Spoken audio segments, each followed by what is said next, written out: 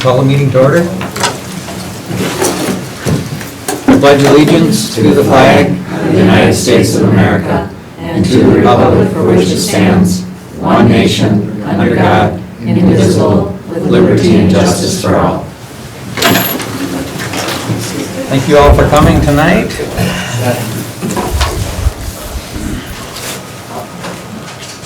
Do we have a motion to approve the agenda?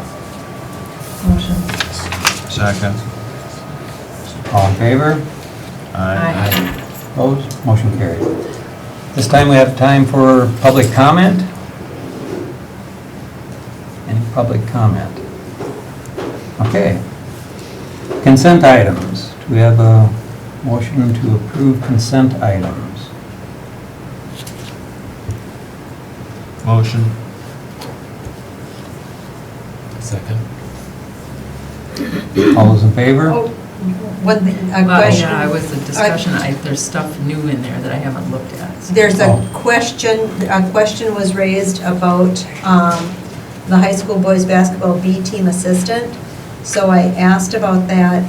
There are 18 students who are sophomores on down on the B team, and because of those numbers, 9 ninth grade games have been scheduled. And so sometimes there's a ninth grade game when the JV team is doing something else. And so therefore, since those ninth graders are going to have separate games, 9 separate games, we needed to have another individual with them and with what's left with the JV. And so that's the reason for that. It would be prorated, the hiring is prorated back to January because that's when the games were scheduled. Okay. So that's, the question was asked, does this follow our numbers? Yes, we are over, we're at 18 on the B squad. And so that's over the 15 limit for getting the assistant, but then it's also the ninth grade games precipitated that. The Andrew Bourne for the MNBA math teacher, that's to cover the mid-year resignation for MNBA math. And just today, we found someone to cover the MNBA German. So all of the students will have teachers going forward to second semester. So we, the teacher that left mid-year has been, her classes have been now covered as of today. Perfect. Yeah, nice. Okay, so there, any other questions on those? Okay, all in favor? Aye. Aye. Opposed? Motion carried. Discussion items, potential easement for Marlene Schultz property. And Marlene is here today, and in the packet, there is the letter that Marlene submitted. There's a letter from the city of Houston that was submitted, and there's the drawing of, which really doesn't show up well at all.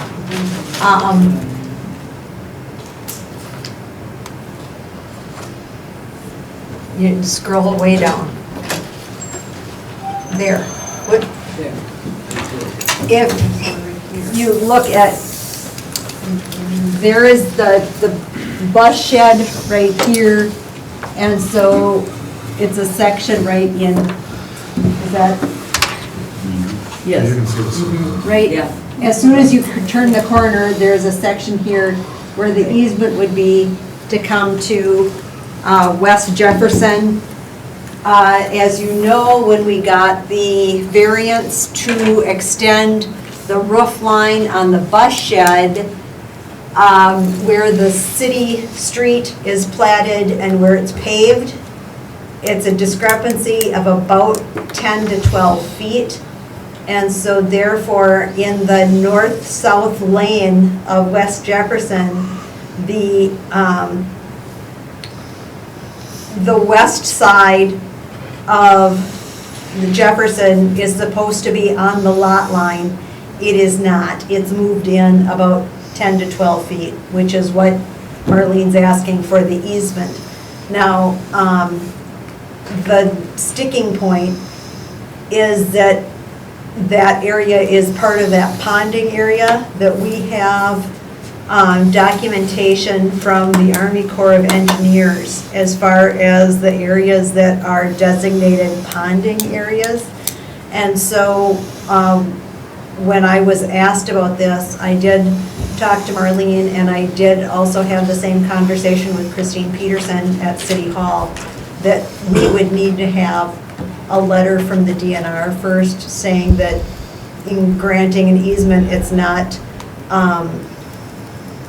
it's not an infraction of the ponding documentation we have with the DNR and Army Corps of Engineers. Okay. And Marlene, is there anything that you would? I have Chris Nelson with me tonight too, because he's going to hopefully build a house for me. So he could probably tell you what the driveway would be.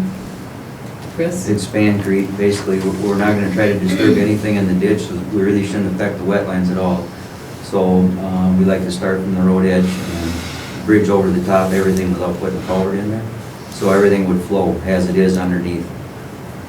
So, What but were the- it'd be a top of about probably 12 feet wide. Length of the span is kind of undetermined yet until we'll have to get some information from the DNR or the Army Corps regarding the wetland. Right. So until we know that, then that'll kind of determine what we have to do there for length on the Span Creek. But basically, it'll all be passive underneath, so it really shouldn't affect anything as far as the water flowing from one ponding area to the next, so. Okay. So it would be very helpful to have that information from the DNR before we Yeah. make any consideration. And I have an application ready to go in. Well, it's actually at the City Hall right now, and so then she can pass it on to the DNR and Corps. Mhm. Whoever. Time, I don't know. Right. Hopefully, we will get an answer back for them soon. Right. And then do you want me to come back and bring it back, or do I just have to call, or? We would need to have a copy of the Oh, yeah. letter. Mhm. Yeah, I realize Um, that.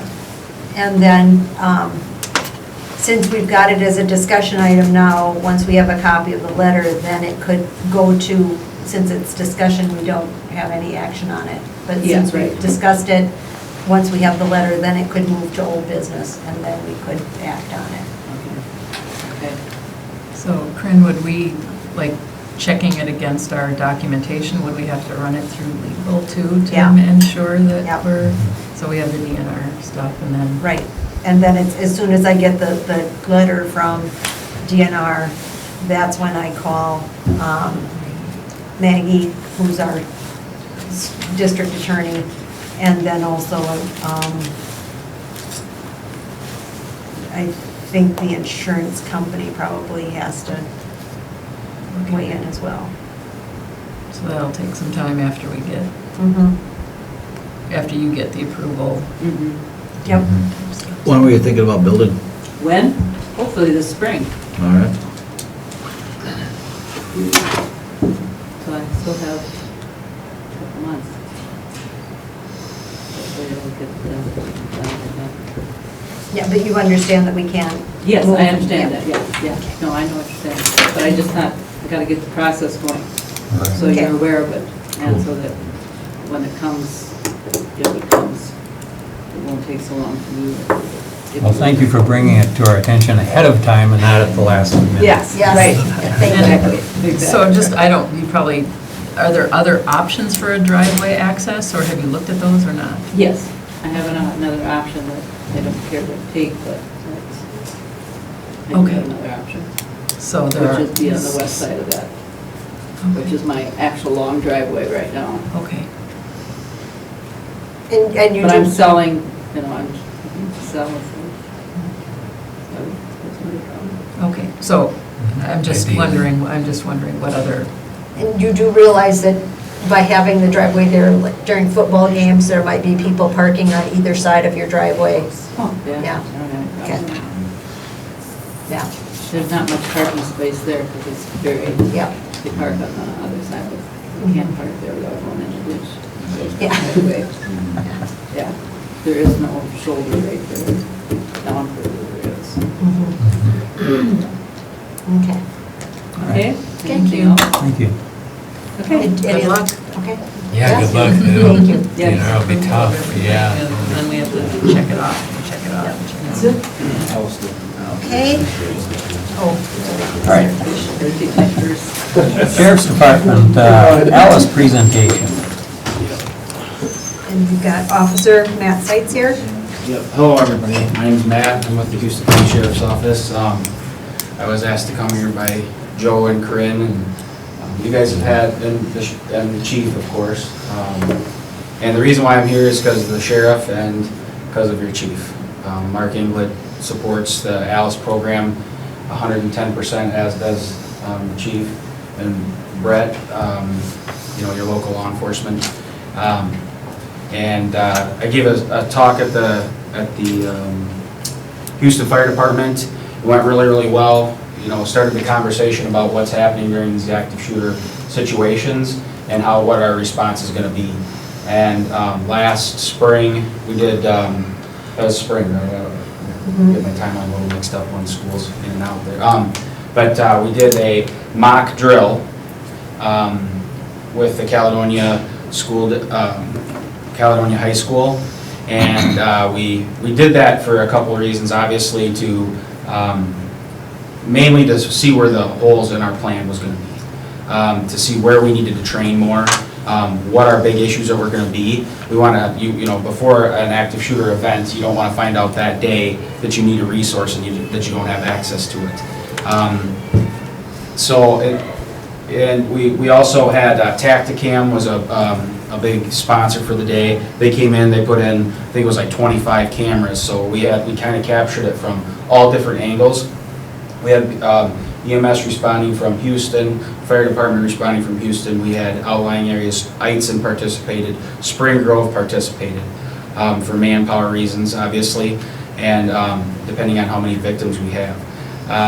I'll go into more details, and I have a 100, it's called the 100 presentation. It's the very short presentation for Alice. It's kind of designed for meetings like we're having tonight.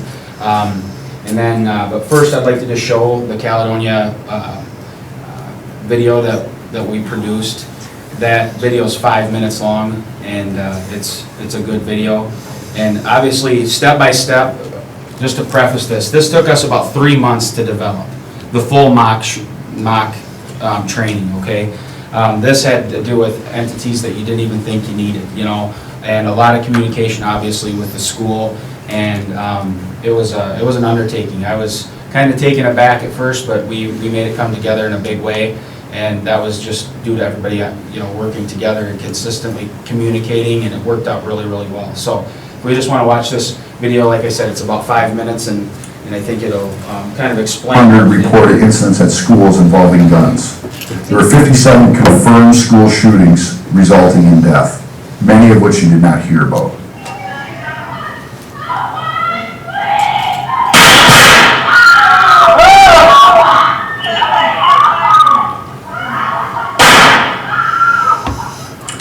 We did some research and found that no one in southeast Minnesota, nor possibly southern Minnesota, has ever put on a mock school shooting of this caliber using the amount of entities that we used to develop the training and get the results we were looking for.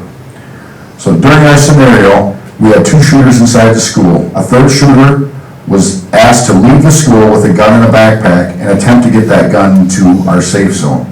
Research has shown that many of the school shootings from way back in the early 80s had 2 or less shooters. Typically, in school shootings, the shooters do not want to confront law enforcement. The first shooter was instructed to give up when officers arrived. The second shooter was instructed to commit suicide prior to officers getting to him. The plan was to involve every entity in Houston County, meaning fire, ambulance, and law enforcement, as well as a group of students and teachers at the school, to set up the most realistic training we could conduct, but also doing it very safely. We asked students and staff to come in, participate wearing moulage, act out a role of a person that had been involved with the shooting. After we got them set up, we set up our law enforcement and EMS and fire, gave them the scenario to come in and do their jobs, not knowing what they would find in the school. In order to make this a success, every entity had to play their part. Without them playing their part, this could not have been a successful training.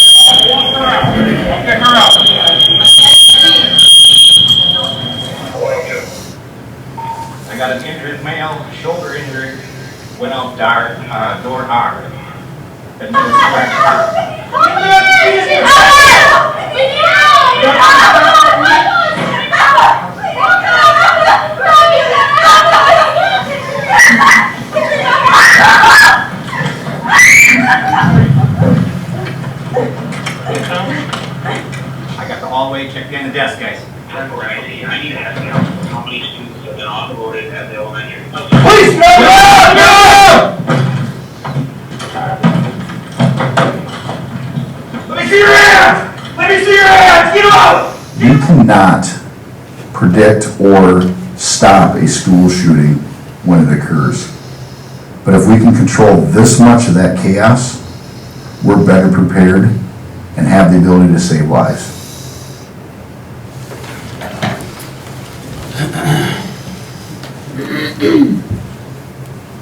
So I just said that it took 3 months to make a 5-minute video, right? That seems a little ridiculous, but you can see right away, and I guess, as a law enforcement officer. It's unique, I mean, it's really unique. I'm pretty sure we'll never see it again. And my thing with them being so unique is that they assist them. But you can see right away, there's mistakes being made.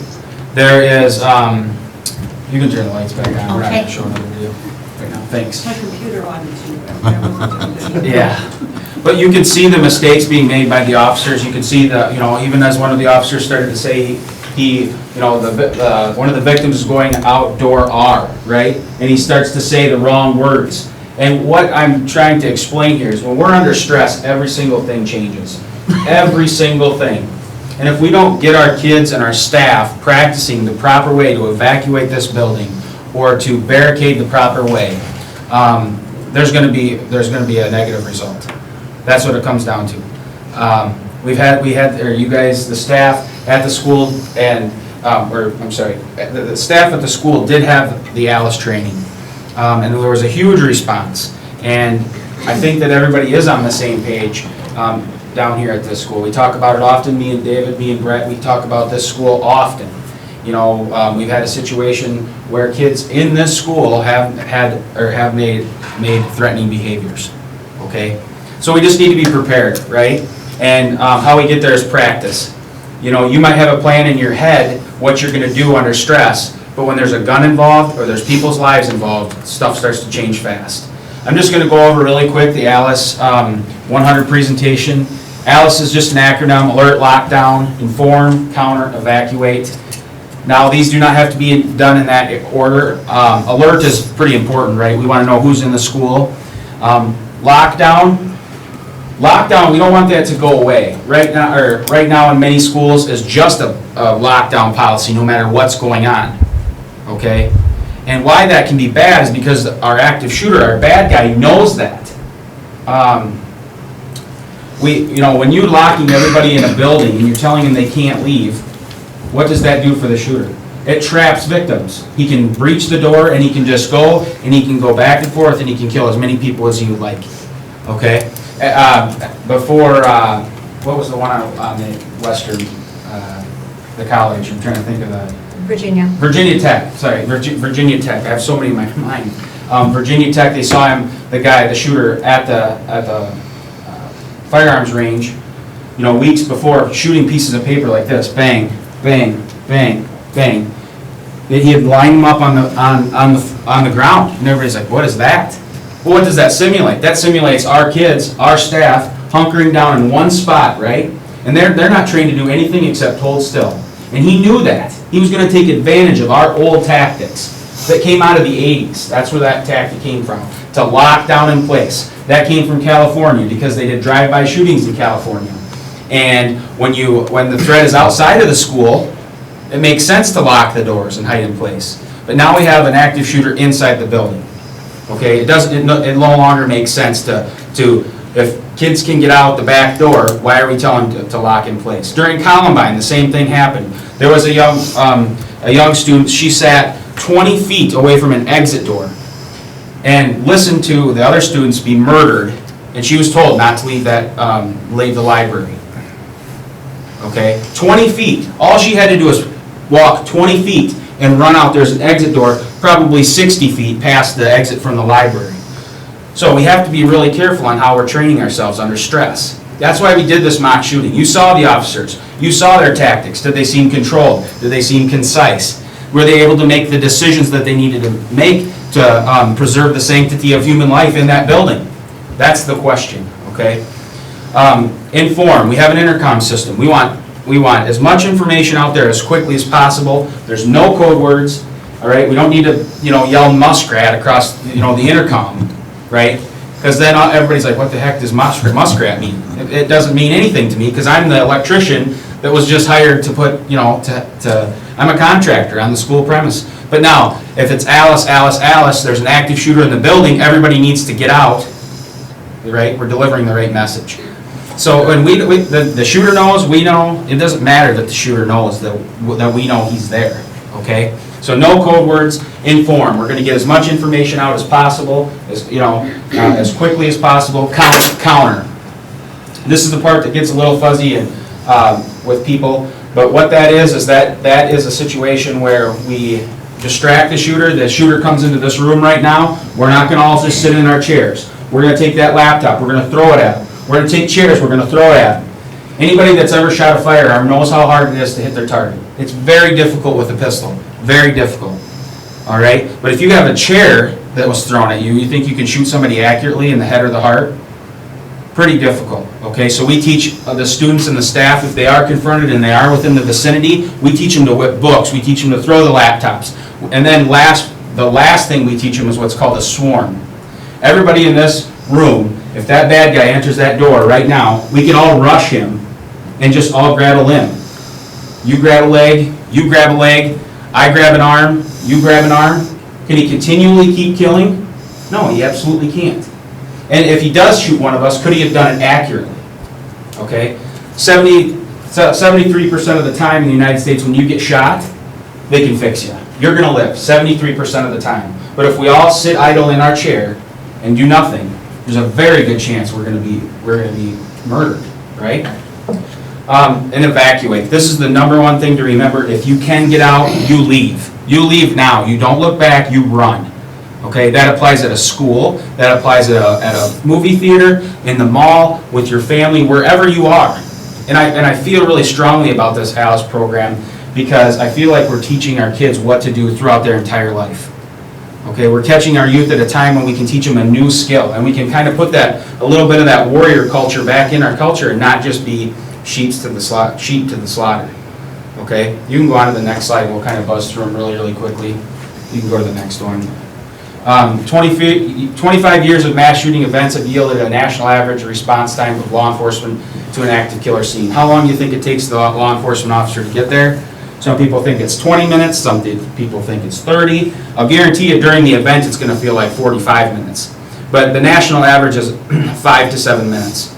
So 5 to 7 minutes, because Matt Seitz is coming, Dave Groh's coming, Brett Hurley's coming, as fast and as hard as we can to help. But we still have that 5 to 7 minutes. And that's where we need you guys, and with the support of the staff and the kids, to take their own safety in their own hands, all right, for that 7 minutes. All right. So during an active killer event, if without Allison deployed, somebody dies every 15 seconds. Okay. If we have nothing, if we're back to the old school way where we lock them in a room, we tell them they can't leave. Once that door is breached, every 15 seconds another person is murdered. So now we deploy Alice, and from there now we have a response. And you have to also think about one thing that just echoes with me, because I took the instructor training for this stuff. And we were told we had to lock down in a room, and when the first air horn buzzer went off, that's the sound of the gun. And we were put in 2 different classrooms. So now I'm sitting there as a law enforcement officer, I got many school staff with me, and we just listened. And you're listening to, other people being murdered across the hallway, and you can't do anything. It's the most debilitating, psychologically frustrating, just makes a huge impact on you. Now as a young person, if you could run away, or if you could swarm that bad guy, or throw something at him, see how it's a different lasting effect? You're able to do something. You feel like you mattered. You feel like you saved your own life, your friend's life, Also, when it comes to our lockdown, one thing I forgot to mention, we don't just lock down anymore. We barricade the door. Okay, we're going to take that desk right there, anything that we can move, and we're going to pile in front of the door. Because what are we trying to buy? We're trying to buy time so the law enforcement officers can get there and eliminate the threat. Okay, so we don't just do a lockdown anymore. I kind of mowed over that. So we don't just do a lockdown. We teach the kids to put as much stuff in front of the door. If that shooter is right outside that door and they're not going to confront him, pile as much stuff as we can. Slow down that shooter. Don't give him that easy target. And then we in Caledonia, we deployed window breakers along in every classroom, so then they can break the window. These are tempered glass. Caledonia has a huge, giant windows. If you don't know how to break them, you never will. And thank goodness the fire department had a huge donation of the window breakers. Any kid can bust the window. And lacrosse glass, if you guys want to see a demonstration on what works and what doesn't, they'll give us as much glass as we want to break. So if you guys want to test out different options. You can go to the next slide. 5 to 6 minutes. I said 5 to 7. You can keep going. So this is the library situation. 54 students stay in the library for 5 minutes. How fast could they have gotten out? We did a drill in Caledonia. 402 students got out of that building in 1 minute and 36 seconds. Because we practiced over and over and over. And they continue to practice over and over. And what we do is we block certain hallways, because what if the bad guy's down that hallway, right? Then what we do is, so then they have to think, well, they're under a little bit of stress, and they have to change their route. St. John's, up in Caledonia, they let their kids go out the cafeteria doors. They go out a different door for recess all the time. So then if a kid all of a sudden sees something bad, sees a threat, they don't think that this isn't an act, they know how the layout of the school is, and they know they can get out. So what we did is, in Caledonia also, is we kind of developed a safety team. We meet once every 4 to 6 weeks, and it gets busy, but what we do is we always make a goal at the end of the safety meeting on what's going to change, what we're going to work on. We put in numbers about inside every single door over in all the classrooms. Because if you're the student teacher and you get stuck in the library and you're on the phone, or not the library, let's say it's the science room, some room that you don't really know exactly where you're at, you could say, I'm in room 105 to our dispatcher. and they can dispatch us to room 105. But if you don't know what room you're in, see how confusing that can be?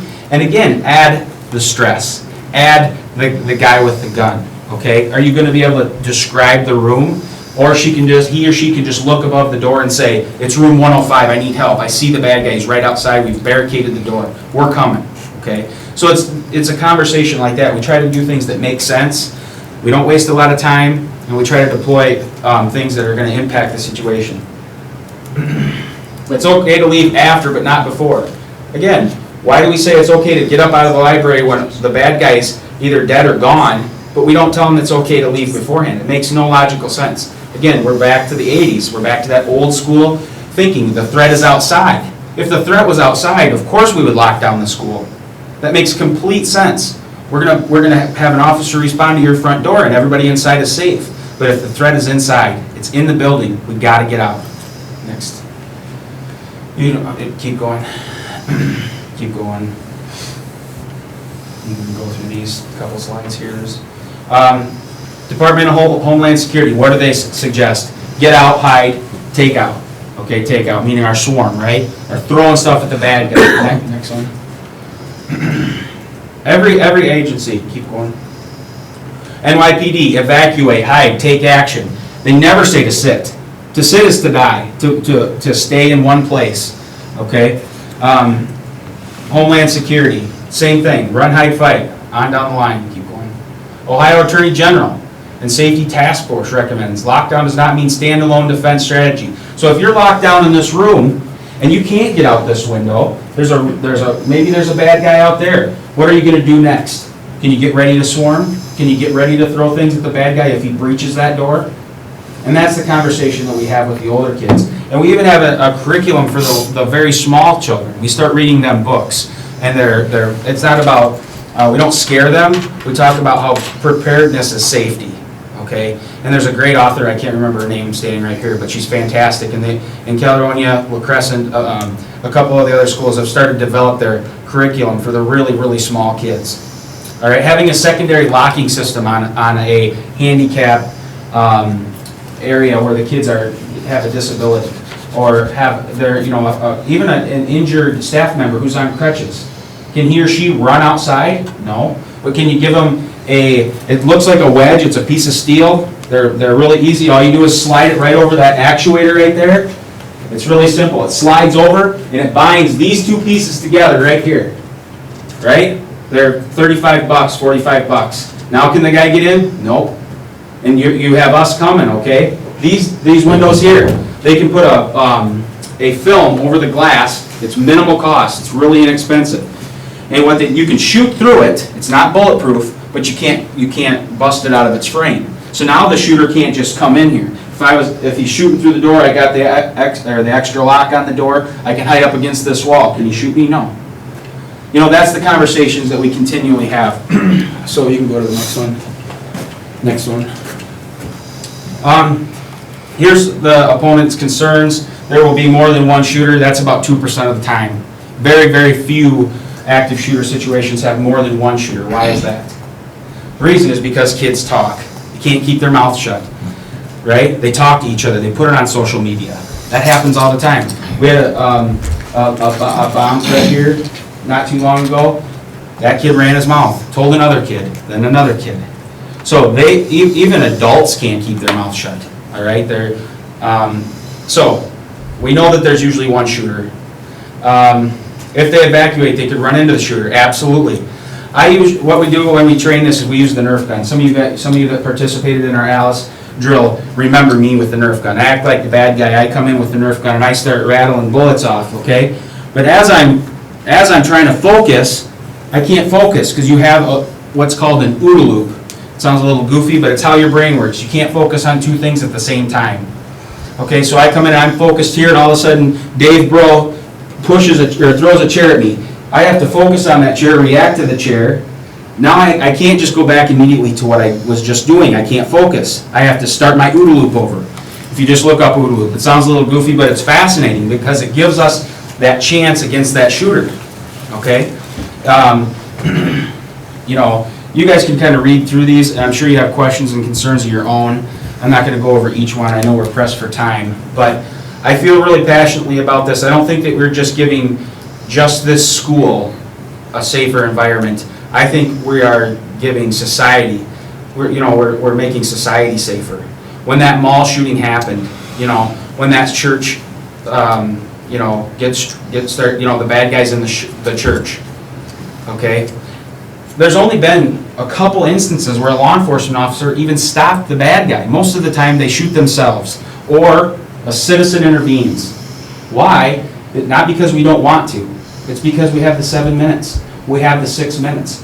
Thank goodness you guys have a small town, and you guys have a great relationship with your local law enforcement, and they're going to be here. You are obviously a priority to them, and you're always going to have that.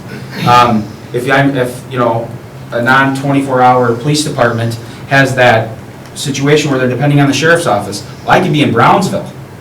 That's a long time, no matter how hard I've driven. I've had officers screaming for help, and I've driven my car as hard as I can, because that's what you do when an officer's getting hurt. And it's minutes. And every 15 seconds, we have somebody else dying in those active shooter situations. So we have to have a secondary response. We can't go back and just be idle and think that we can't think through these situations. So, that's kind of my refresher. I think that you guys are absolutely on your way to good things as far as making the school safer. Me and Corinne talked about it, and then the next school year, we had the doors that were much more secure. And we can even take that to one more level and put that film up if you guys think it's necessary. And I want you guys to know this: I'm not telling you that you have to do anything. Okay, I'm not. But the sheriff wants me here. David wants me here. Okay, and we're a resource that you guys can use as much as you want. We want to be part of the conversation because we're going to be coming in. Also, as much as you guys are accountable to each other, accountable to other staff members, your families, and the kids that go to school here, we as law enforcement officers are accountable to you. The sheriff sent myself and Nate Smith to Raider School over in West Salem. It's one of the hardest schools you can go to. It's world-class training on how to get rid of the bad guy, okay, how to eliminate that threat. And we do it a completely different way. It used to be back, 10 years ago, we would wait 20 minutes to get 5 officers outside the door, and then we would come in with basically a SWAT-style team. If I'm the only one that comes to your school, I'm going in. And the tactics that we deploy now, is completely different. It's a completely different mindset. And I'm not going to go into this with great detail, but I have the advantage because of the tactics that we deploy it's a Raider school. It's connected directly with Alice. Again, world-class training. It has a 60% washout rate. We got 2 of our officers that went through it. I have blisters on the bottom of my feet, and we did it 10 hours a day, over and over and over until we got it right. So we want you guys to be safe. We want to know what's going on in the school, and if we can help you in any way at all, let us know. And that's how I'll finish up. And if you guys have some questions, I'll do my very best to answer them. I think it's important to say that you didn't just go to Raider School, you went to Raider Instructor School. Yeah. So he came back from this very expensive training that there's no way I can afford to go to, or Hoka or some of the small towns. His sheriff sent him to this school, and pretty much you have the Alice training that shows you guys how you survive in the class. The Raider training in a nutshell shows how me, David, all by myself, not a ton of backup, just by myself, I can come in and I can make a difference. He goes to that training, he comes back, and he sets up a 2-day training that anyone in the county that was willing to go through, and we all went through. The sheriff. Just because it's twofold. Just like it's a scary world we live in. In Little Houston, this is not something we want to think of. This is not something that teachers, when they went to school for 4 or 6 years to become a teacher, thought, okay, now I've got to be a warrior. But this is the world we live in now, and no one's immune. If it can happen in an Amish school, it can happen here. So Matt taught us, he came back from the Raiders training, and on top of him teaching, okay, you guys as educators, how do we keep our students safe? He taught all of law enforcement in Houston County and beyond, okay, this is how you do this by yourself. You're not going to wait for. We talked about the backup. I had 3, maybe 4 years ago, I had 5 people on the ground at gunpoint. Matt was my closest backup. I was in Caledonia, I was a top It graduate. took him 15 minutes to get to me. I was, yeah, it was icy, it was, we don't get to pick the circumstances, but what we can do is be more, better prepared. But it was, when, after I finished his 2-day class, I felt very empowered. I felt very, okay, I can do this. I can do this, I can survive this. Could I get hurt? Sure I can, but I can survive it. And I just said that, 70% of the time, 73% of the time, if you get shot, you're gonna live, right? So that's a whole different thinking, because we watch movies all the time. Someone gets shot and they're dead. That doesn't happen, okay? So if I gave you guys $1,000 and I said 73% of the time you're gonna win, you'd play all day. You'd be at the boat all the time, right? So why are we doing that for ourselves in those situations, right? 73% of the time. But if we believe what the media wants us to believe and what movies, kind of portray onto us, we're not even going to fight. I've watched videos of officers that have been shot. 40 minutes later, they realize the injury. You have vasal restriction. You have all these things that happen to your body that stop the blood flow, that try to basically save you. He was under, he had that adrenaline rush. He'd been shot right here in the side. 40 minutes later, one of the officers walks up and says, "You're bleeding." But according to popular media and what people believe, somebody that got shot might just roll over and think they're dead. No, you keep fighting. I had a person after the presentation come to me, walked up and said, "I am a nonviolent person, and I do not want to hurt anybody." And I said, "I am a nonviolent person also. I am a police officer. I do not want to hurt anybody." But I said it's different, because when I tell somebody, and I explain this to her, I said, you're never going to see your daughter again.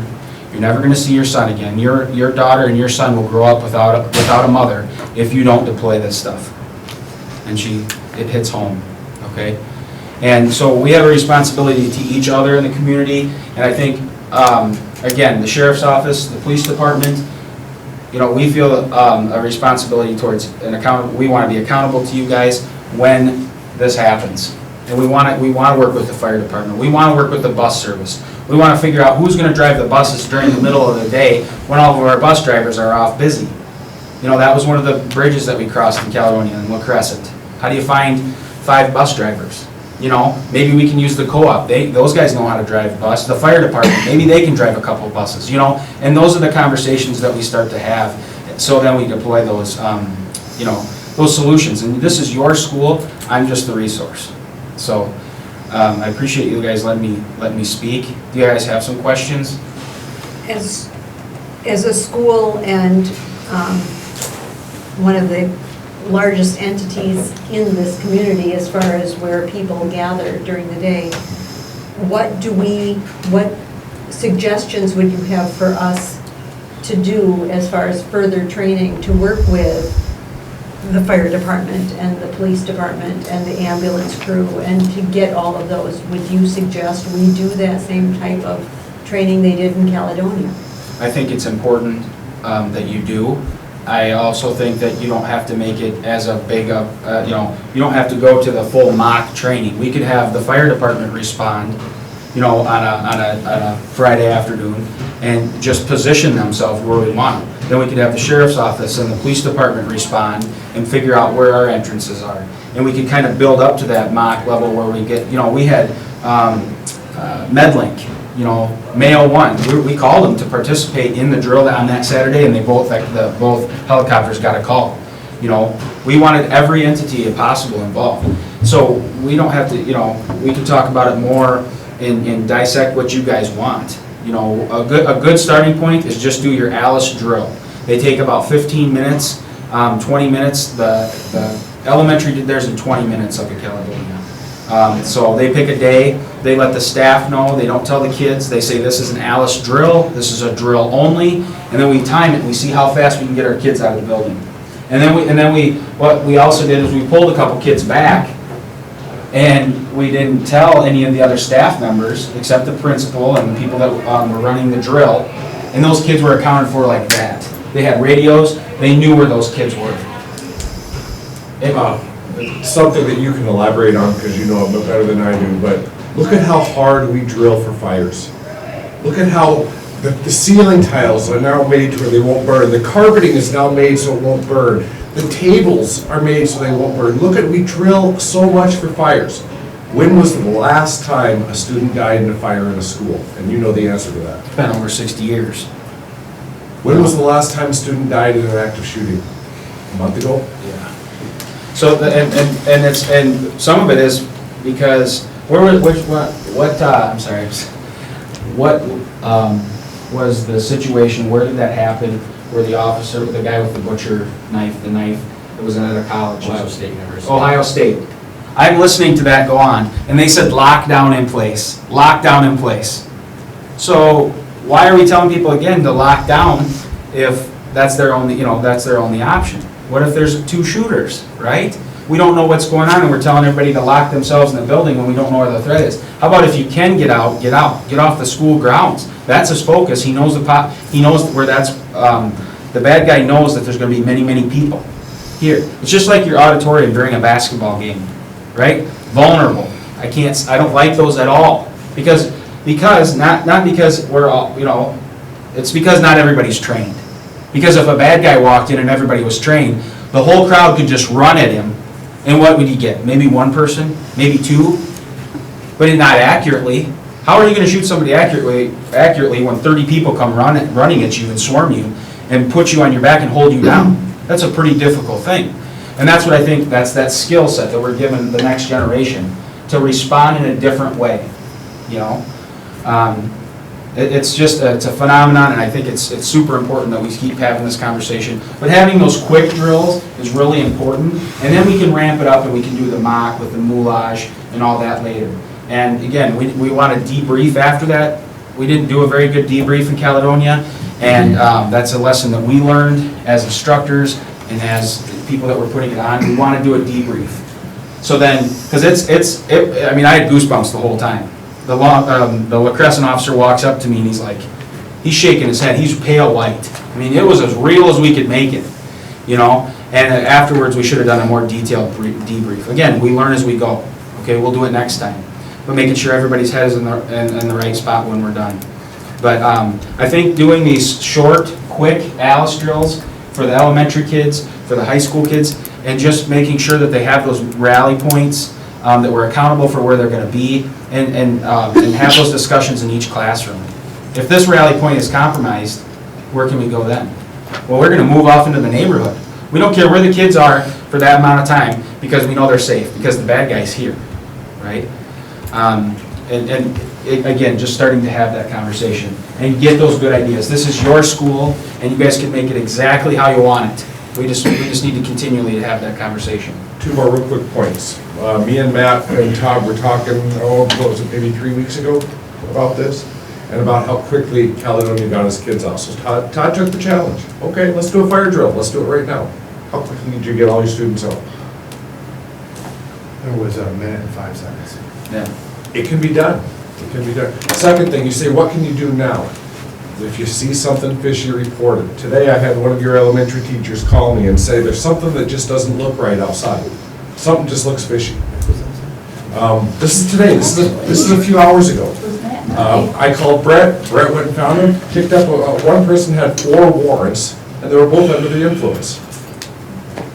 If it don't look right, call it in. We would much rather show up and have it be nothing than show up 2 hours later and clean up the mess. Yeah, it's just an important conversation, and it's important to build that. Just like our fire drills, just like our tornado drills, we need to have this. The probability of something happening in our schools is so much higher.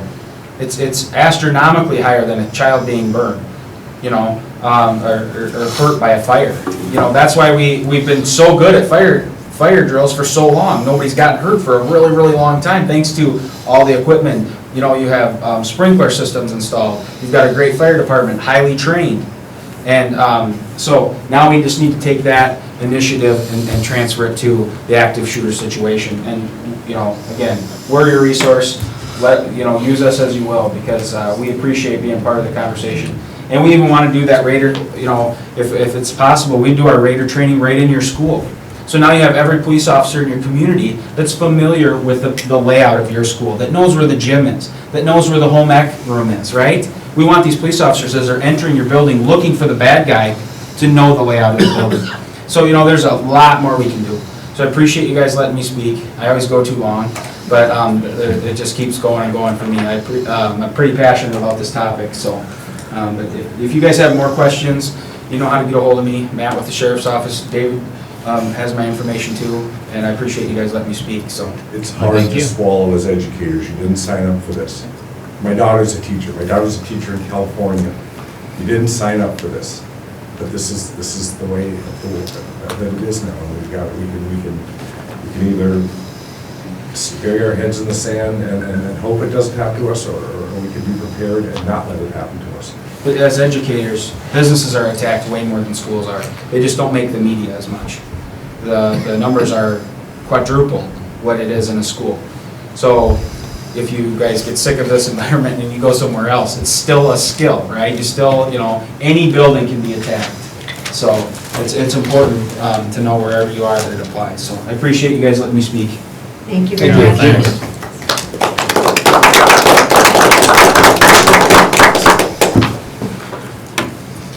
Okay, enrollment projections. NPRO, we tried to get that and they didn't get back to us. But I do have, we're hoping with the online, right now, we have 1,714 full-time, 182 part-time, but there are 208 full-time that are slated to start in January. And so that would bring us to that close to 2,000 full-time enrollments. So that means that we are holding our own with last year. And I would like to think that we can do that again next year, just kind of hold our own. I know that for a while there we had a lot of growth, and we don't see that growth, but at least I want to make sure that we don't have the decline we had before. And we're waiting for the NPRO for the local. These projections are what we're using as far as the programs and the positions. And you're acting on that resolution to make recommendations on the programs and positions. And so we have to look at how many students we're going to have before any decisions can be made. Any questions on that? Anything you'd like? Can you remind me, what is the NPRO? Is that NPRO? And NPRO is from school finance. They do they look at the preschool population, and then they can do the analysis and the estimation of enrollment. So that's what we've used for a while? We've used that for a while. That's what we've used for the on-site school. Is that from census data or from the state? Or I mean, I know I'm just trying to understand. Yes. And you do that for MNVA too? MNVA, the NPRO does not work for MNVA, okay. and so that's why we're looking at the enrollment numbers and historically and charting that.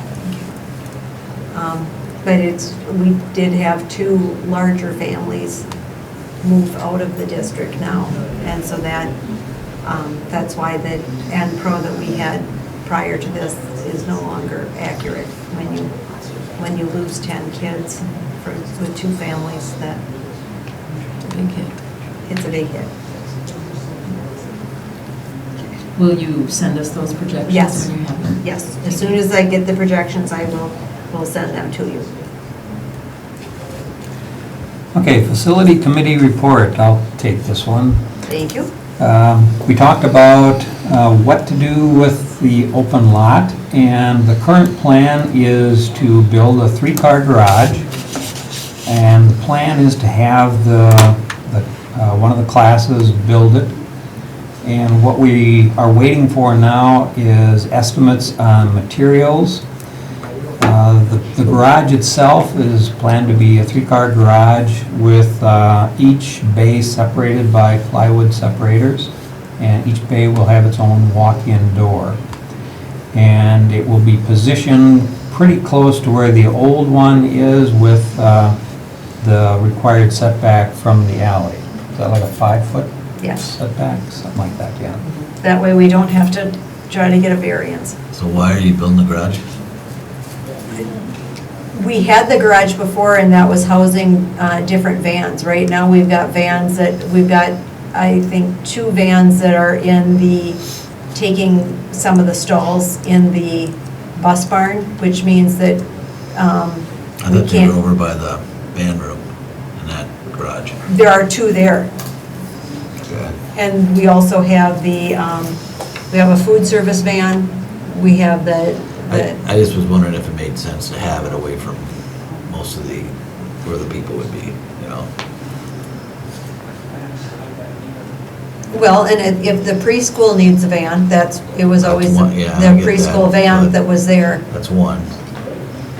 And then, And then as by- far as. By putting the plywood in between, it kind of limits your use down the road. So I got two questions is, do we really need a garage there? Is that the best place for it? And 2, the design of the building, you know? If you put the plywood in, it limits the use of that building down the road. And, I mean, I'm just throwing up ideas. I like the way the structure is over by the band room, because it is kind of open. You could use it for different things. And they had 2, the day I was in there, there was 2 vans parked in there, and they had some wrestle mats or whatever on the side.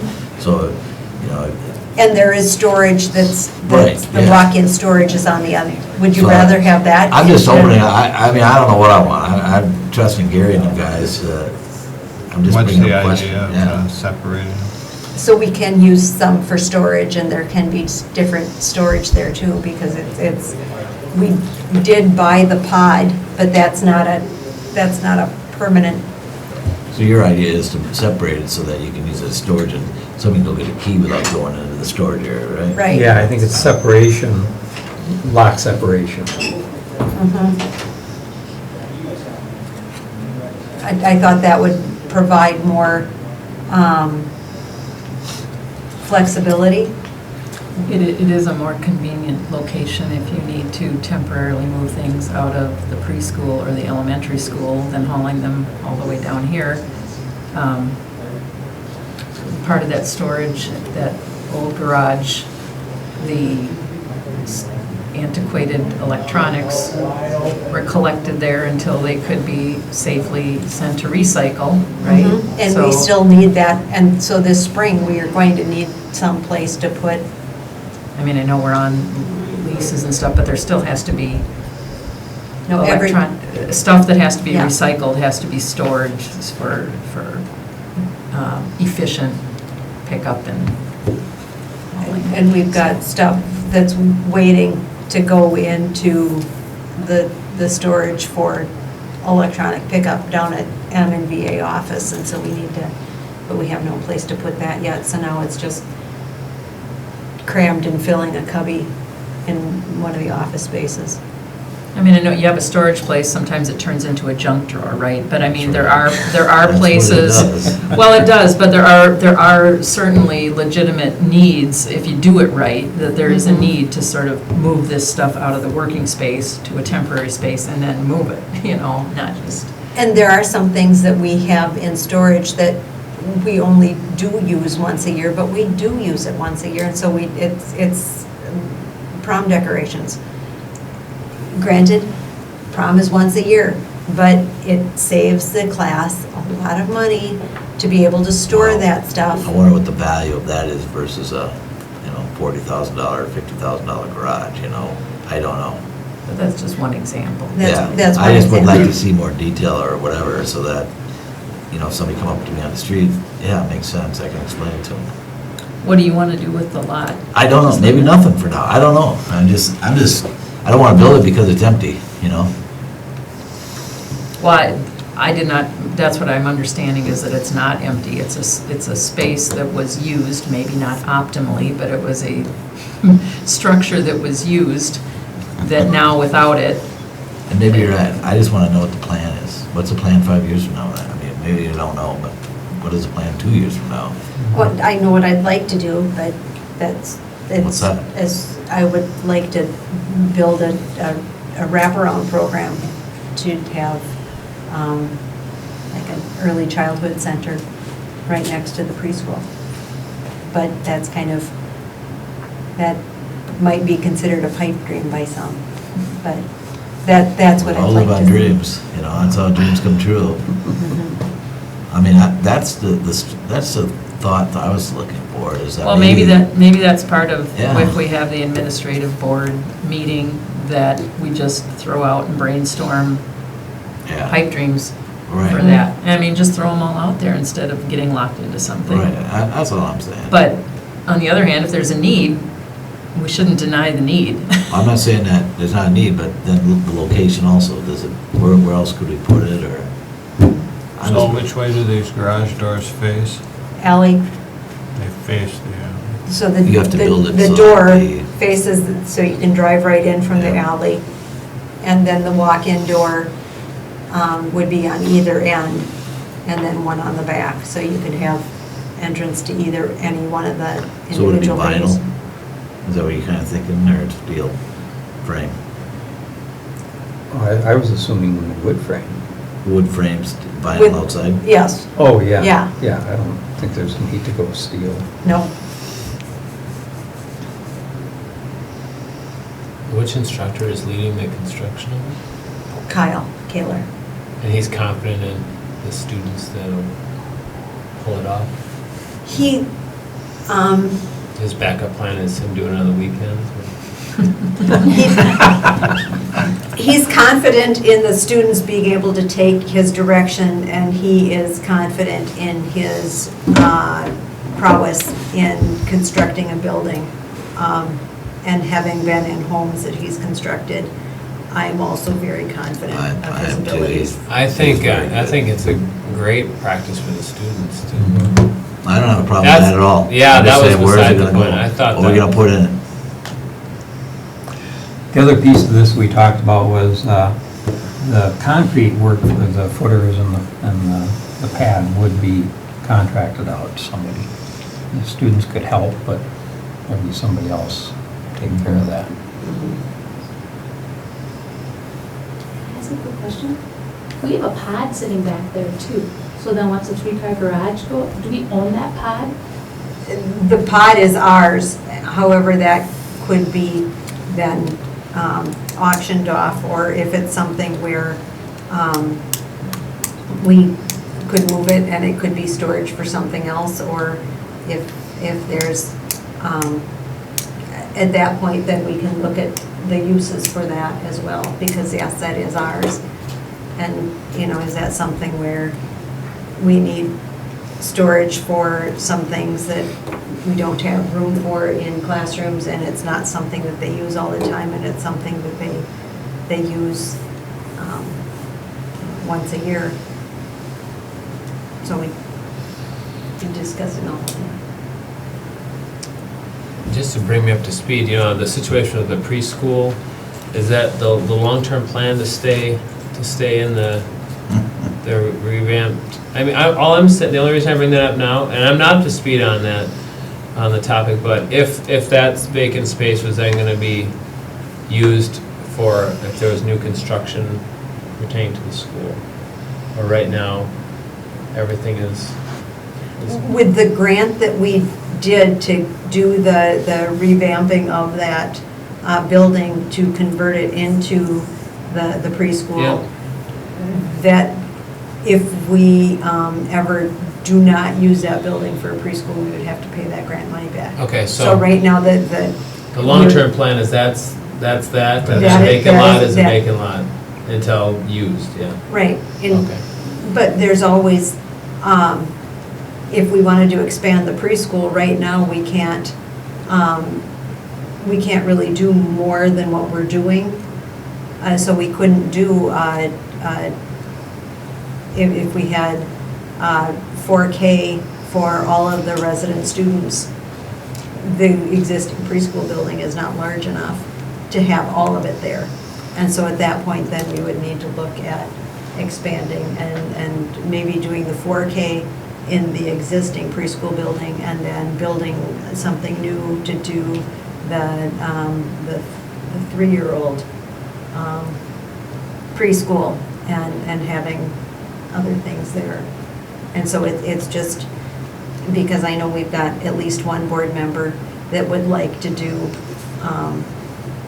preschool for all of the eligible students in the Right. district.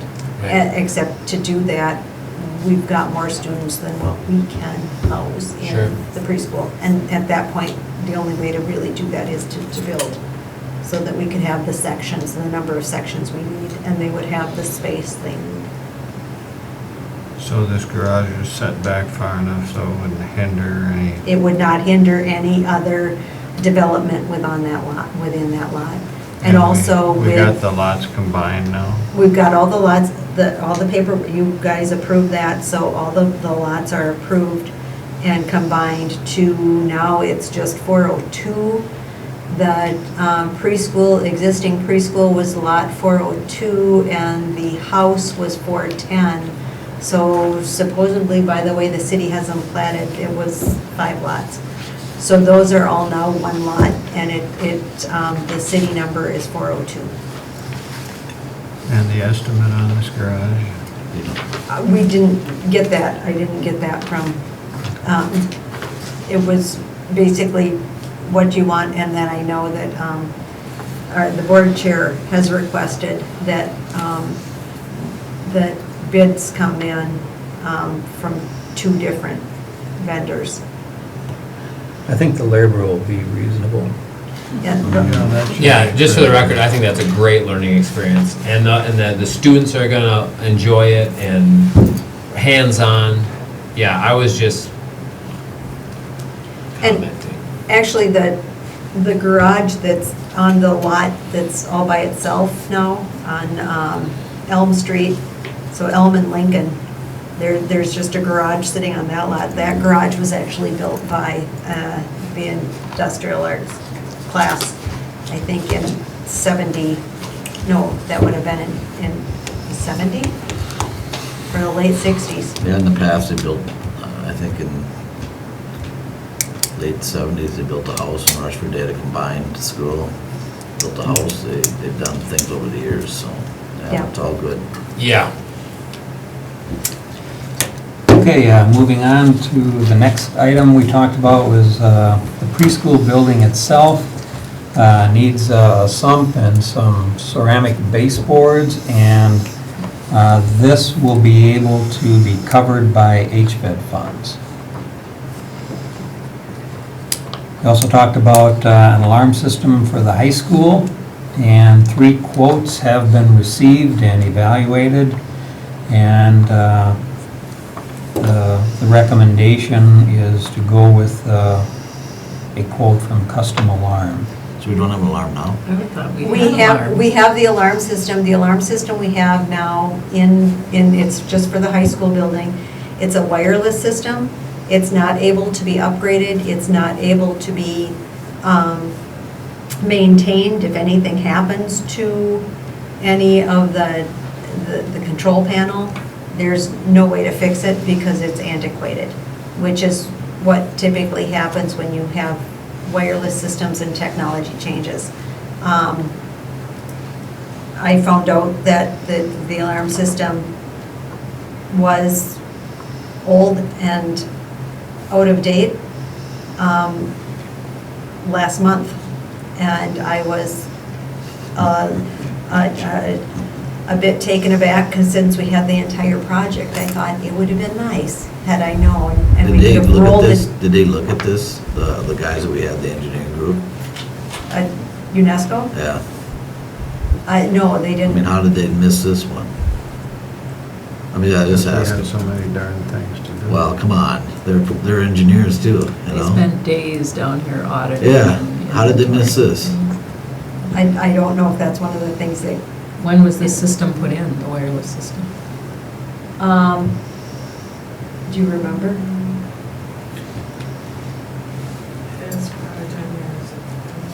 Yeah. So, And they decided to go with the wireless then, so they didn't have to drill into any of the beams. However, then when they had to put the strobes in after that, they had to drill into the beams anyway. And So so, I think that's what I thought when the strobes went in. I thought that was the updated alarm somehow. So No. it was just missed. they had to have looked at it. I remember Chris Kalseth saying that he was surprised that a wireless system would pass code. But that's also why I asked to get the wired quotes too, because we are going through batteries like water. So what does the elementary have for a system? Custom alert? From the same Custom alarm, A yep. custom alarm. A custom alarm, wired, hardwired system. Where are they at, Winona? Custom alarm? Yeah. Oh, custom alarms out of Rochester. And the preschool has custom alarm hardwired. And it's, the wireless system was actually a higher quote, and the maintenance is way more. So I just, as I told the facility committee, I didn't really, it didn't matter to me which quote we went with, as long as we went with a hardwired one, because we're gonna be saving about $14,000 by going hardwired, and then the upkeep, we're gonna be saving hundreds of dollars just in batteries. Well, the budget reduction. Budget reduction. 2004, thank you, 2004. The alarm system was put in 2004. So in 13 years, it has reached its, How much is the cost for that? when we originally put it in. No, the new one. you just said. The new one is 36,000. And the wireless would have been about 50,000. That's less than what we paid before, for the wireless. What did we pay in 2004? We paid 39? Hindsight. Well, the wireless now would be 50, so yeah, it went up, in 13 years, it went up 11,000.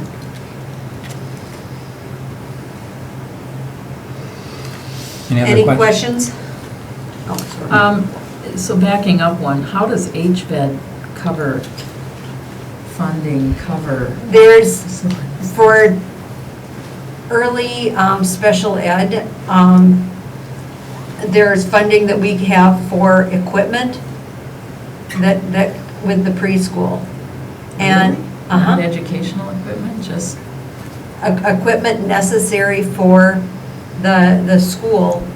And with all of the students that we have that have,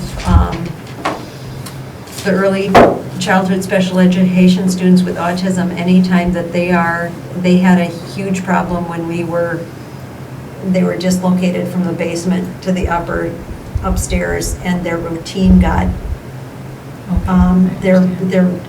we need to keep them in their routine, we need to keep them in consistent classes, and every time we get water, if they're going to be trying to relocate and trying to figure out what's going on, that's the absolute worst thing for them educationally. as long as you're looking at facilities and funding, a funding source, I would urge again to check ventilation and radon levels, because I'm not comfortable, I've just stated that before, but having Have we had a kids radon test? Well, I'm sure it's Yes. tested when we have that come through, but I just think we need to be super vigilant on that because of the population we repeatedly put in the basement. So just want to I will assure do the that. parents that that's. Tested. Okay. Okay, we also talked about the request from Marlene for an easement, and as we discussed during the meeting, decided we need to see the letter from the DNR before we can do anything further on that. The last thing, well, not the last thing, we also talked about signage, and Todd and Rick and Corinne are going to be working with the Honor Society kids, who will be exploring options and ideas that they will at a later date present to the facilities committee. So they'll kind of spearhead the ideas and work on that. We thought it would be, they came up with the idea to they wanted to do a fundraiser because they wanted to have a sign. And so we said, how about we'll raise the funds and you guys come up with the plans for the signs. And so they're going to come up with different options, kind of like the group did when they presented to the facilities committee on options for the parking lot, or the kids did when they presented to the facilities committee on options for the lockers. Because our lockers here were actually researched by a group of students. The lights that we had before we went to LED were researched by a group of students. They had parking lot options were researched by a group of students. So I love the fact that students are investigating this, but I think at a board level, this is a discussion on, are we talking about signage for the district or signage for a school building or a site on the school? Because I went to some MSBA workshops that just begged branding and signage as a much bigger, a discussion that's broader than that you hate to have somebody doing all that work and saying thanks, but we've got different or bigger plans or other plans. So I mean, I would like board to be involved, or I would like to know if this is something, we've talked a little bit about signage, we spent time on signage as, and whether that's okay with the board to just, whether we're okay with, yes, signage will be delegated to students and we'll just leave it to there, or is it a broader discussion? Well, I don't think it's being delegated to them, it's just they're kind of, spearheading the exploration in conjunction with Corinne and Todd and Rick. there will be options. It won't be, this is what we want. Right. And so it'll be, this is one particular way we can go, this is another particular way we can go. Is this for all the buildings? Yes. Okay, thanks.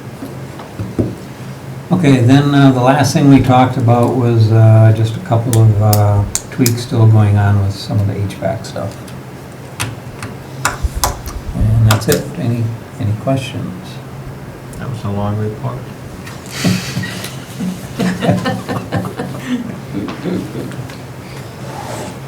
Okay, moving right along.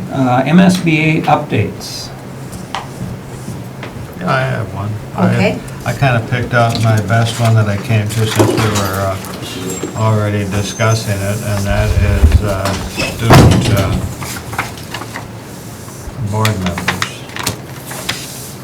And I went and listened to a panel of student board members from all over the state, and I've kind of picked out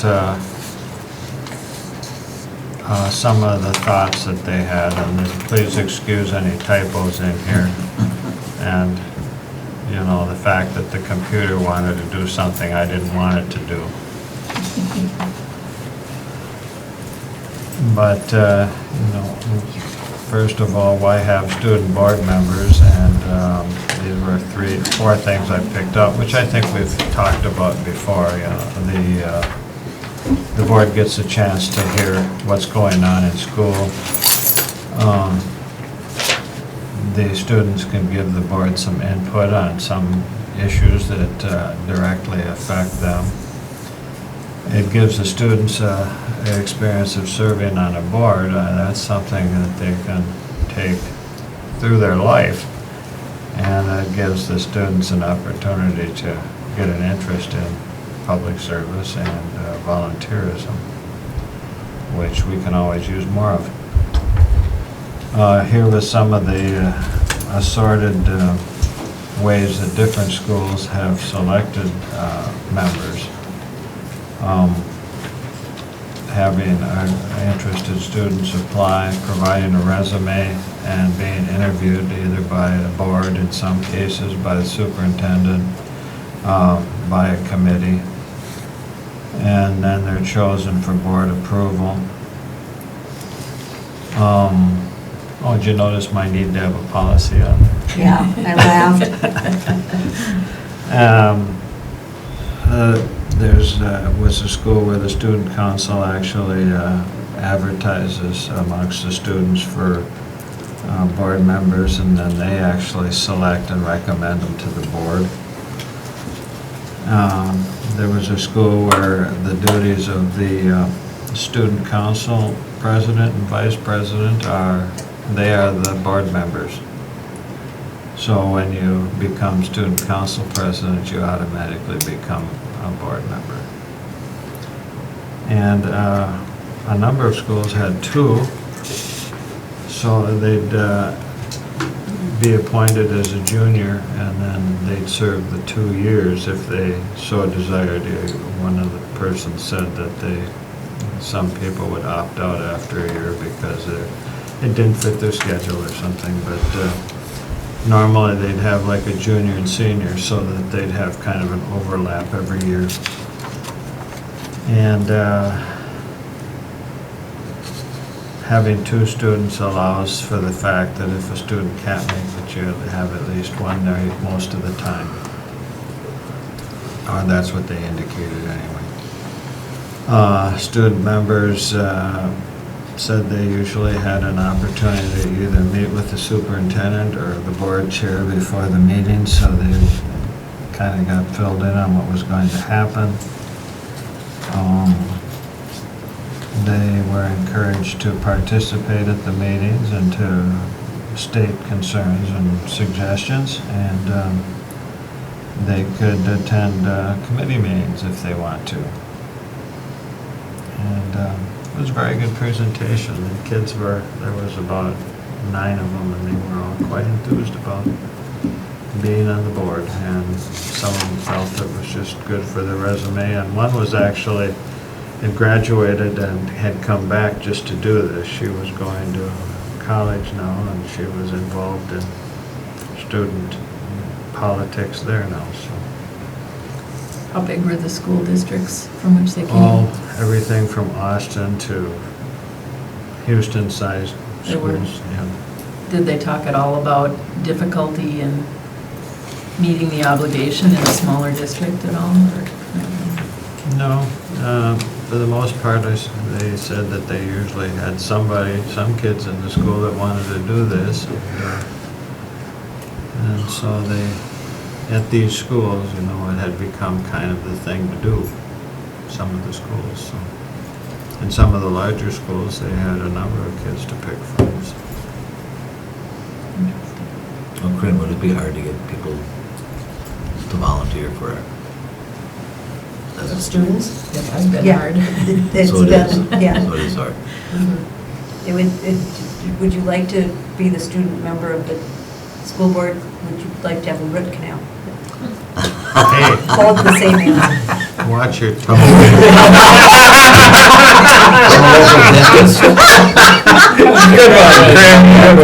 Sorry.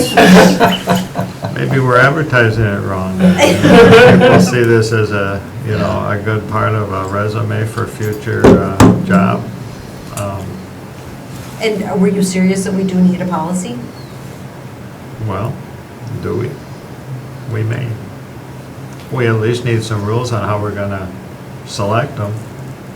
And I thought everything we did here was according to policy. I would think you'd have to have a policy. No, we don't have to have a policy. I don't think. I don't think there's, I can research Well, to see. as long as we if- all agree on it, fine. Well, and it could be something that we'd Not that I won't have a create policy meeting. procedures that would attach to one of the school board policies that are already in existence. Yeah, I mean, I think a student, since they are not elected and we are elected, they're appointed or selected, they're non-voting members, but they can Mhm. participate, right? Mhm. Their voice is there, but I think that's mostly in that's in describing school boards. Yeah. So this would be kind of like going out for the basketball team. Going out for the basketball team. Yeah, it's just another event to do at school, so it doesn't Mhm. need to have a Oh, yeah. specific policy. But I think some procedures so Right. that, to guide, Oh, yeah. whether you're going to open it or expand it to perhaps an MNBA student, And, you know, Sure. we've tried to look locally and we're having trouble because the students are stretched, but there may be a way, and I know I think it's a bigger challenge, but there may be a way to invite an MNBA student to participate. Yeah. Could we get one of those Segway things that has the TV? The little Could roll walk them around up to the with- table?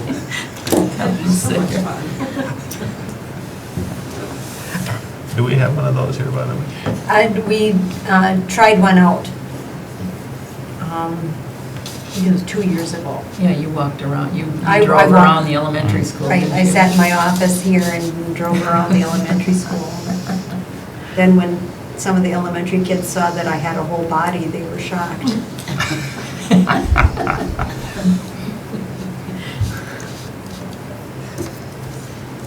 Well, that's my report on that. Otherwise, are you going to give one today? Well, I don't know, is that what are we gonna all give ours and Mimi will? Mimi will, I know Mimi will be on the docket for the February, is that February 1st? Is that her? Yeah. Just to finish Second. mine, Second. the other thing I went to was one on, or I actually went to two on technology of sorts, and one was not worthwhile, and the other one just discussed some technologies that we're kind of interested in, and to be honest with you, I'm not even sure if we have those or not, you know, some of those things that we talked about.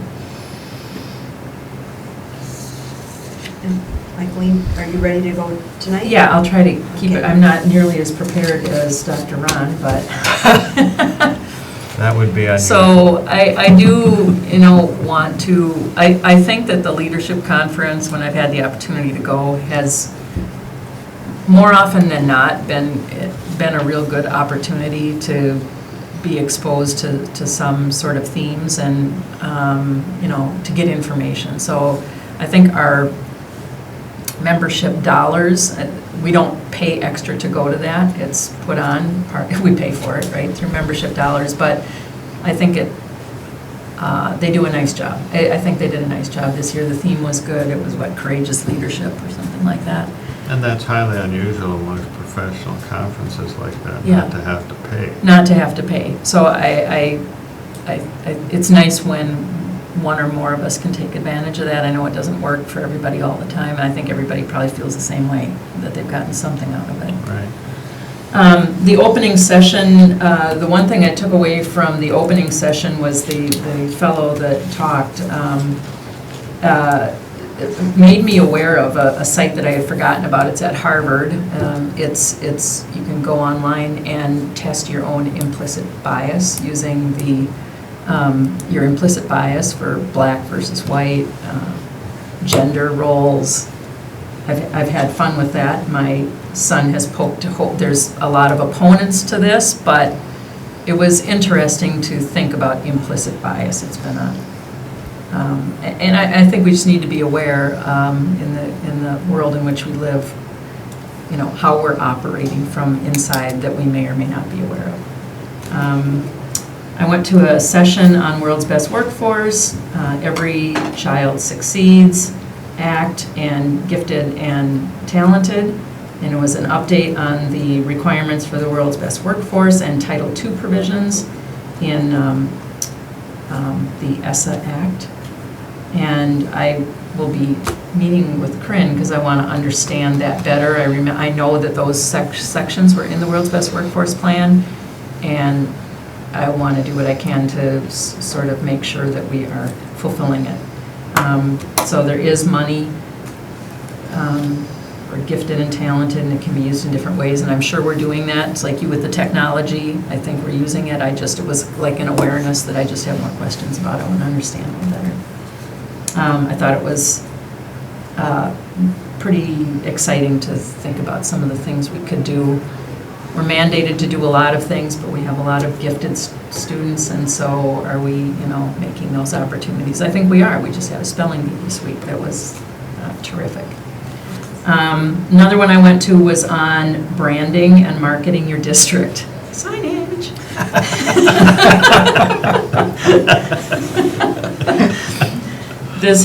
So my question there is this something, branding the district, that we do at the board level? And if you have a group of students who are like, yeah, we'll do that, we'll research that part of it, to me, you know, are we gonna set the stage for what we ask them to do?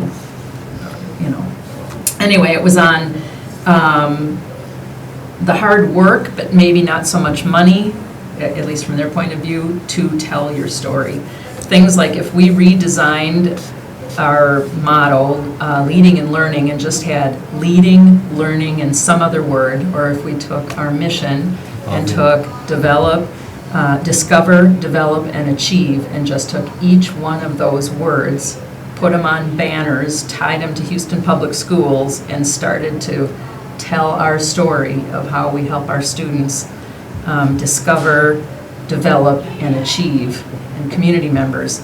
That is right there, almost goosebumps for me, because we can do that. We can tell all kinds of ways that Houston Public Schools does that. We can put it on banners in town, we can put it on brochures, we can put it on stickies in business windows. And it's a branding thing. So there were a lot of people in there that were pretty excited about, they were even tweeting about it. I can't wait to take this to my district. So anyway, that was kind of a conversation for a bigger group, and whether it's something that anyone thinks is possible. And the last one was on creating a statewide college-going curriculum for all students. It was the story of North Minneapolis High School, Minneapolis Public School, and what they do to support and ensure 100% graduation rate, and to try and ensure that every student has, whether they go to college or not, they have applied and been accepted. That everything that they do at those levels is aimed at 100% support of academics, and their athletics are big too. And they say it's, you know, not a small part of it, but they set aside time for study groups and mentors and all sorts of things.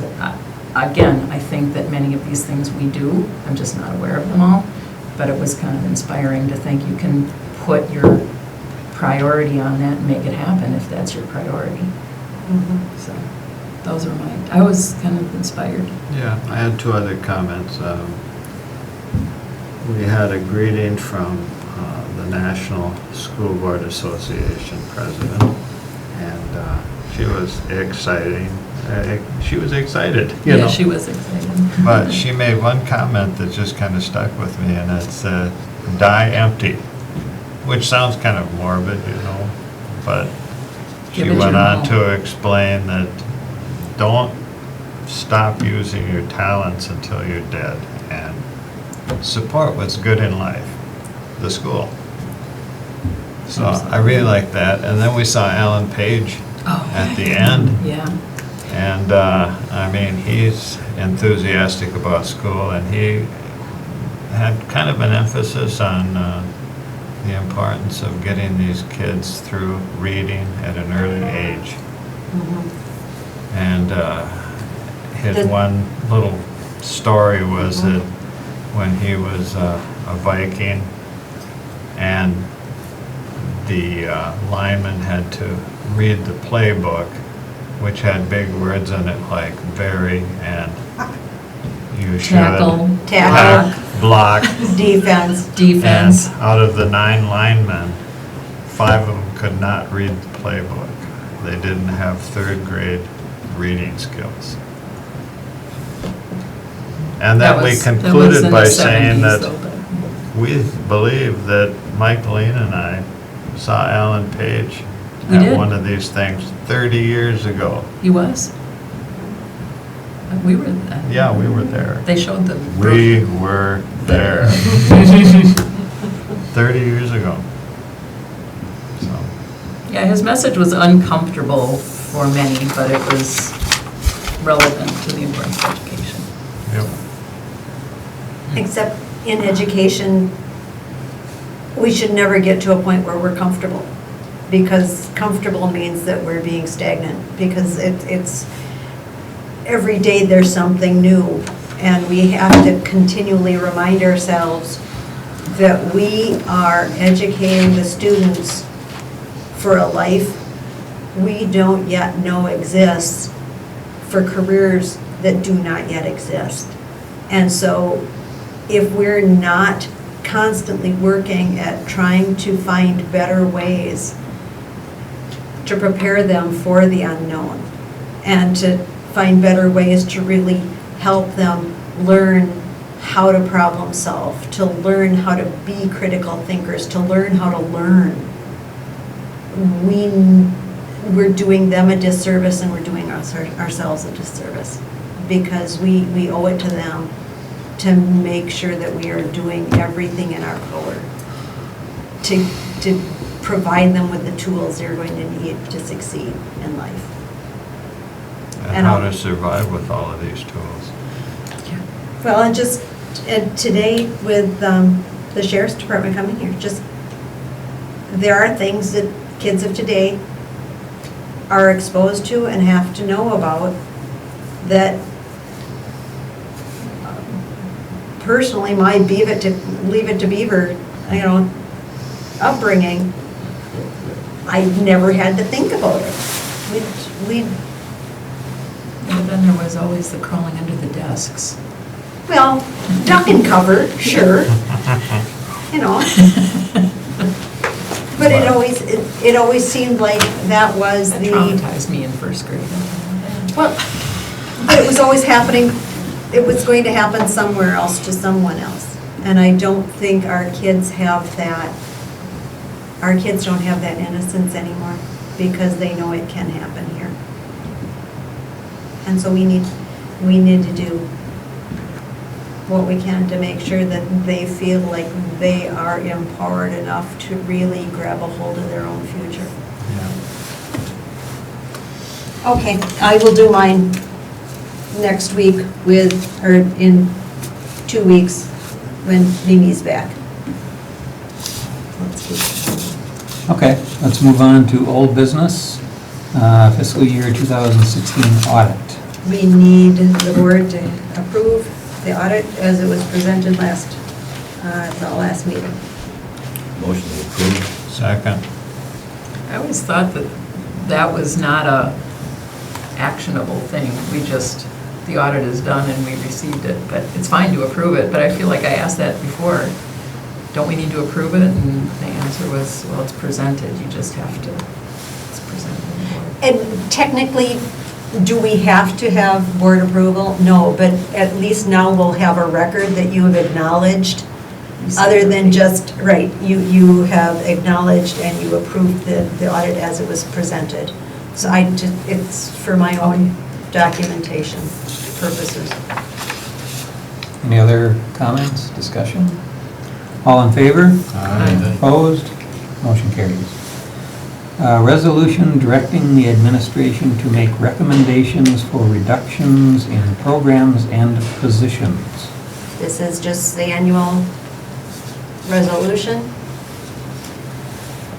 We talked about it at the last meeting, right? Yep. Motion to approve. Okay, so Joe? I have to read it? No, Joe, we'll just. Motion to decline.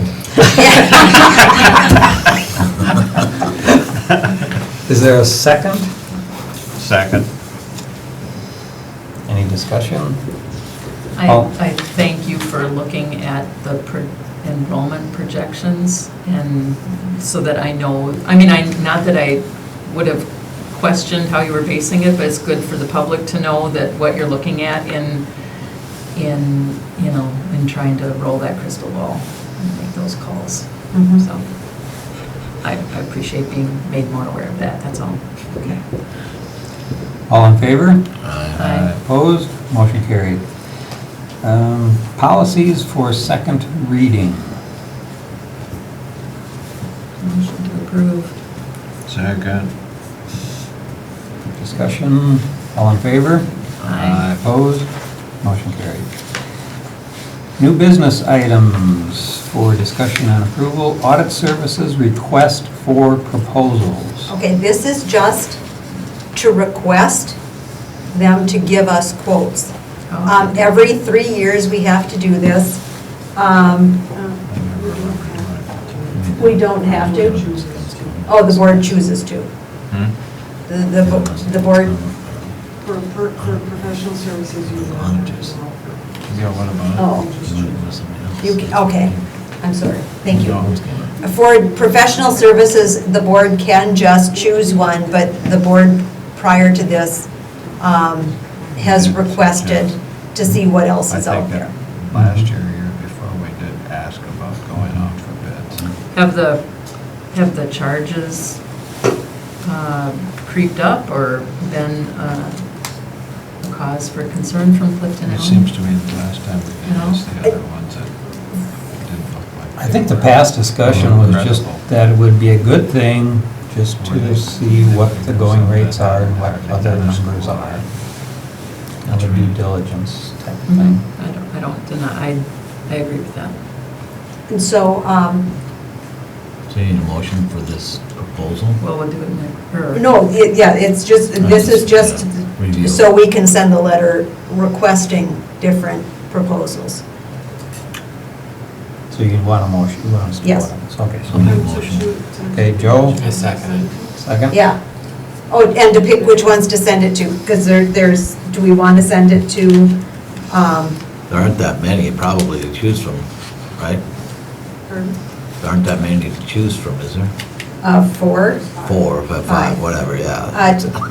Clifton, Larson, Allen, Ide Bailey, or Ide Bailey, Abdo Ike, and Myers. We also have Smith, Schaefer, and Associates, and Hill, Larson, Wolf, and Benda. So, Clifton, Allen, Larson, we've had different representatives here each of the past 3 years. Is that, whereas before that, it seemed like we had the same person for a few years in a row? I don't know, is that just the nature, is that the way it's always been? Do we get different people, or? Yeah, well, it's kind of like they move up in the Oh. firm. So you start out with one as the one that does the work, and then he eventually moves up to principal. And then like Darwin, he moved on to another division where he does. Well, we had a woman does the before that reviews for a and couple of years, things too. like that. And so that's kind of how. That's always the way. It's always kind of unfair to even bid it because the previous one's already got the history and the work papers, and so it's easier for them to keep their price down. But are they Well, I'm keeping just their, saying, yeah, so due diligence. This is the first year that we've had where it's been completely different people. Okay. Otherwise, there's always been one that has. Usually keep the same. Kind of somebody that's rolled over. Was it Abdo Ike that's already sent a request?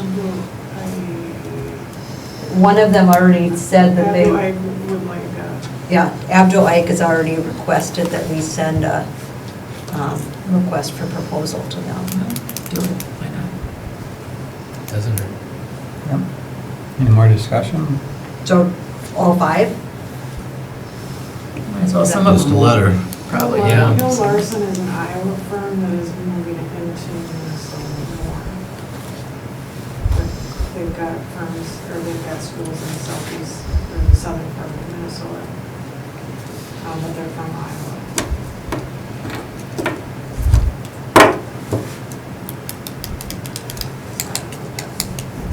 I'd cast the net.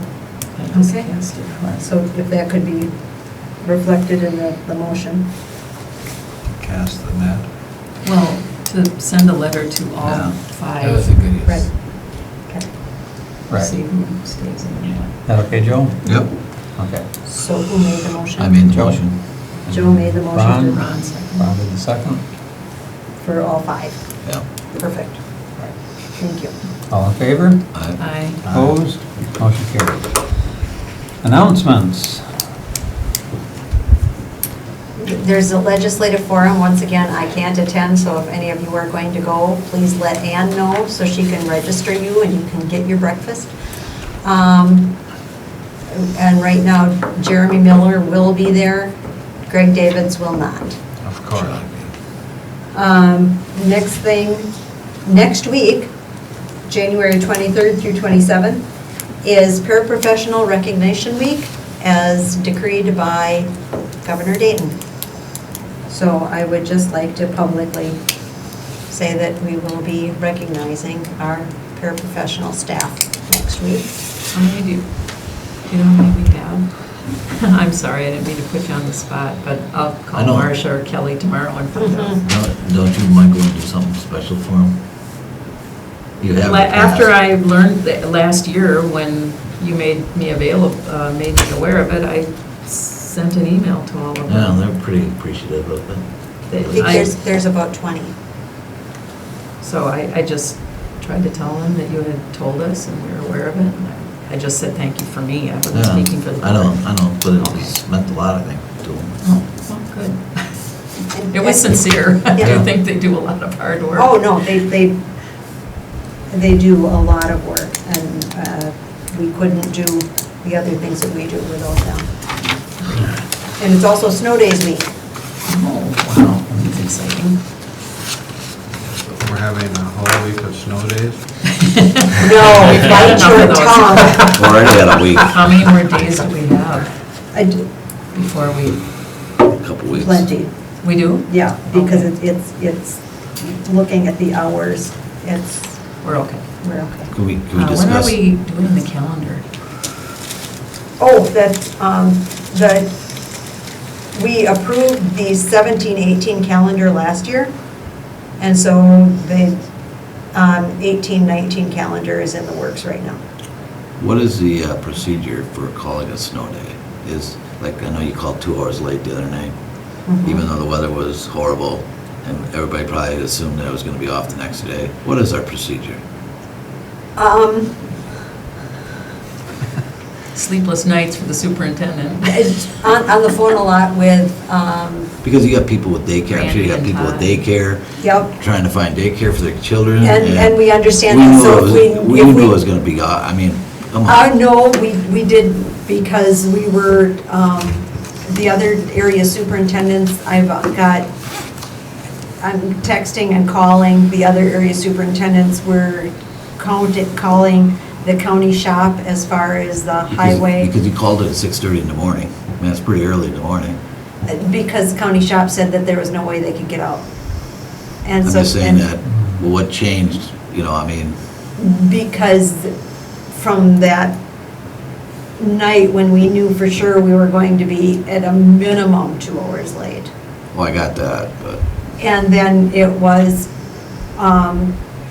I was still getting a text, I got a text from the La Crescent Soup at 10:30, and the Caledonia Soup at that point said, it's too late to make a Well, decision right now. when I hear that the whole school district of La Crosse closed, and we're still Yeah. having school, I just bring it up for discussion. I just want to know what our procedure was. The procedure is that I get the emails from the National Weather Service, and then I look at what maps they're sending me. I'm calling county, looking at Got it. Minnesota 511, yeah. You talked to All right. Randy. Oh, yeah, Todd. Randy, and then I call Todd, Area Soups. So we're all calling, and it is, of all the parts of this job, it is my least favorite part. Well, you're not gonna hit it right every time. No, and my fear is if I don't hit it right, and we have been so fortunate this year, but the neighboring schools have not, and they have had buses in the ditch with kids, and that's what keeps me up at night. Well, we got plenty of days, like you said, not an issue then.